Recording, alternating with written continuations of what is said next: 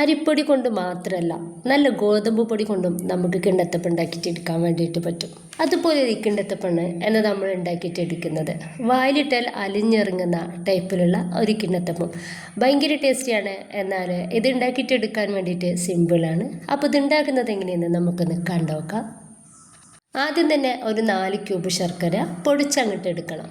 എന്നിട്ട് അതിലേക്ക് ഒരു 1/2 കപ്പ് വെള്ളം ഒഴിച്ചെടുത്തിട്ട് അത് നന്നായിട്ടൊന്ന് ഉരുക്കിയെടുക്കണം. അപ്പോൾ ഇത് നന്നായിട്ട് തന്നെ ഒന്ന് ഉരുക്കി കിട്ടിയിട്ടുണ്ട്. ഇതൊന്ന് അരിച്ചിട്ട് നമുക്കൊരു പാത്രത്തിലിട്ട് ഒഴിച്ചെടുക്കാം.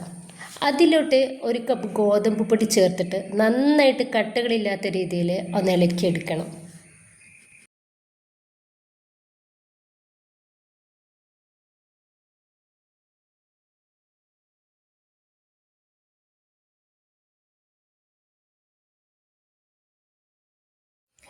ഇതുപോലെ ഇനിയിപ്പോൾ ഒരു തേങ്ങ ചിരകിയിട്ട് അതൊന്ന് മിക്സിയുടെ ജാറിലോട്ട് ഇട്ടെടുത്തിട്ടുണ്ട്. അതിലോട്ട് 1/2 ടീസ്പൂൺ ചെറിയ ജീരകവും ഒരു 2-3 ഏലക്കായും ചേർത്തിട്ട് കപ്പ് വെള്ളോടും ചേർത്തെടുക്കാം.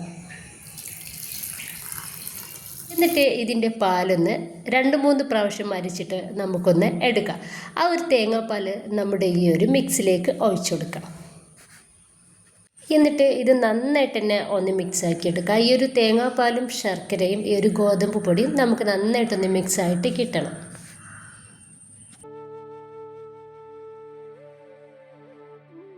അപ്പോൾ ഇത് നന്നായിട്ട് തന്നെ ഒന്ന് മിക്സ് ആക്കി എടുത്തിട്ടുണ്ട്. ആ രുചി ഒന്ന് സമൃദ്ധപ്പെടുത്താൻ വേണ്ടിയിട്ട് ഒരു നുള്ളു ഉപ്പ് കൂടി നമുക്കിതിലേക്ക് ചേർത്ത് കൊടുത്തിട്ട് ഒന്നുകൂടി ഒന്ന് മിക്സ് ആക്കി എടുക്കാം. നെയ്യോ വെളിച്ചെണ്ണയോ തടവുക. ഇതുപോലൊരു പ്ലേറ്റിലോട്ട് നമുക്കിത് അങ്ങോട്ട് ഒഴിച്ചെടുക്കാം.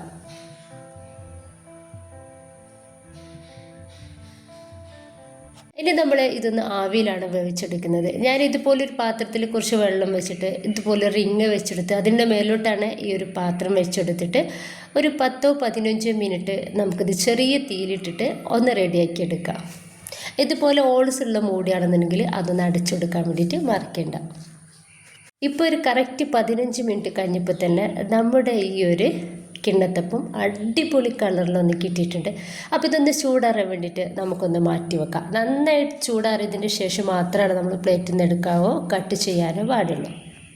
ഇത് നന്നായിട്ട് തന്നെ ഒന്ന് ചൂടാറിയിട്ടുണ്ട്. കയ്യിലൊന്നും തീരെയും ഒട്ടിപ്പിടിക്കാത്ത രീതിയിൽ തന്നെ നമുക്കിത് കിട്ടിയിട്ടുണ്ട്. ഇനിയിപ്പോൾ നമുക്ക് ഒന്നെങ്കിൽ പ്ലേറ്റിൽ നിന്ന് എടുക്കാം, അതല്ല പ്ലേറ്റിൽ വെച്ചിട്ട് വേണമെങ്കിൽ അങ്ങനെ കട്ട് ചെയ്യാവുന്നതാണ്.